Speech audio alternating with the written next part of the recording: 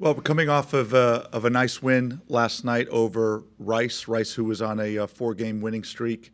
Ourselves able to snap a losing streak, and some games that the luck turned against us in a lot of those games. So it was nice for us to be able to kind of flip the switch, and start a new month of October off on the right footing.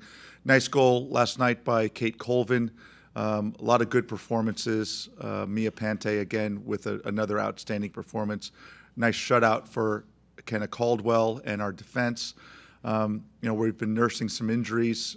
Katie Smith, one of our captains, went down in the game at Arkansas. We thought that the Arkansas girl had broken her leg, and ended up that the x-rays came up negative, and miraculously amazed at our medical team that Katie Smith was able to play 90 minutes last night and help us to secure the shutout and the win. So we're nursing a few others as we go, which tends to happen when you're 13 games into a 20-game season. So now we are preparing for kind of the stretch run of our last 6 SEC matches. We're still in a very good position for postseason play, and it starts out this Thursday against LSU. 6 o'clock, it's the SEC game of the week on the SEC network. So a lot of promotions, I think, going on with it. It is a double points night for the rewards program, the 12th man team rewards program within the 12th man mobile app. It's also a happy hour night for a half price concessions, as I understand, from when the gates open at 5 o'clock to 5:30. So a lot of things happening for us. LSU comes in as a very good team. They are coming off of a nice come-from-behind win against Kentucky yesterday in Baton Rouge. So they'll be coming in with a lot of confidence, and they're ahead of us by 9 points in the league. So important game for us to win. We'll start with Travis Brown out front. With the stretch of shutouts that y'all had, how important is it to get a goal on the board, even if it isn't against a SEC opponent? It was big. We outshot Rice pretty badly last night, but our shooting was pretty badly taken last night.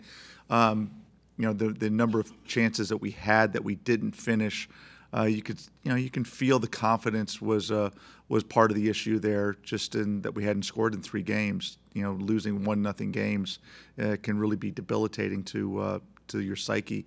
So getting the goal last night and really having the chance to score as many as we did, we hit the post, we hit players, we missed balls over the top, creating those chances and finally finishing that one off last night, hopefully can be the thing that kind of turns the tide for us and gets us moving forward as we have some really important games ahead of us.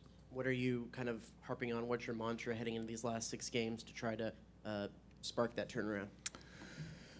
Well, we've turned, so now it's just a matter of continuing in the direction that we want to go, and remembering how good this team is. The losses that we've had, I think the commentary around the country has been, oh my God, how did A&M lose that game? Because the other team wasn't really in the match, and it just goes to show how tough and how close the margins are in the SEC. So let's put that on our side. Let's make it to where the margins favor us with the chances that we're going to create. We've made some adjustments in our lineup. We've made some adjustments a little bit in our shape that we think can really help us going forward.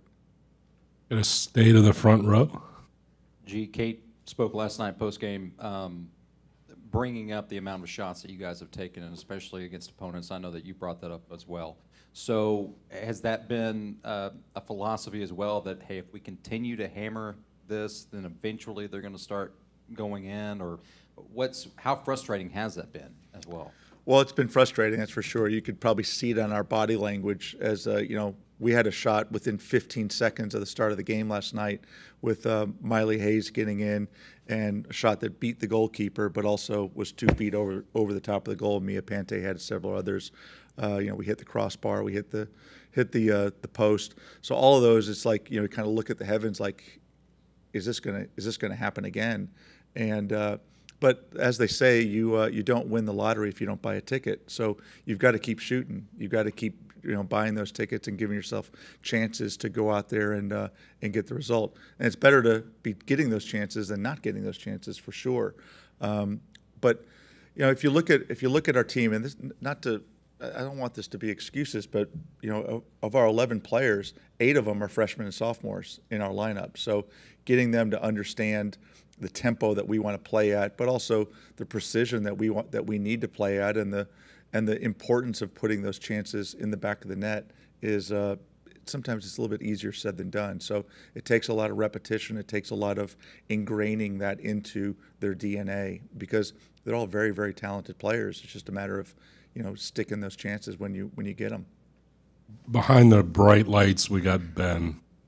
Coach, were you more encouraged by getting a goal in this game or the clean sheet? I know it's been a while for both. I'm curious, just moving forward, if you felt like if we just get this aspect. Winning was what I was most impressed with. Whatever we had to do to win, and because that's why I'm here, is to win.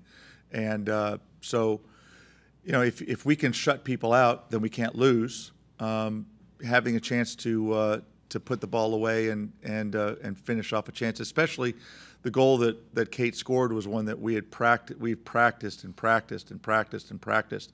The setup the day before, a lot of extra time was put into the setup of what that was going to be. So you could see her kind of pointing over to the bench after the goal of, wow, it worked.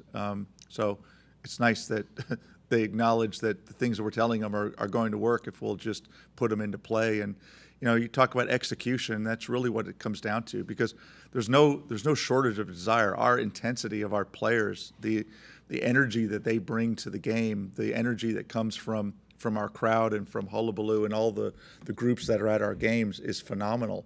It's just that last bit of execution of making it go. And I know I sound like every other coach in the country, but it really is just all it is. So the confidence to execute under pressure is a big deal.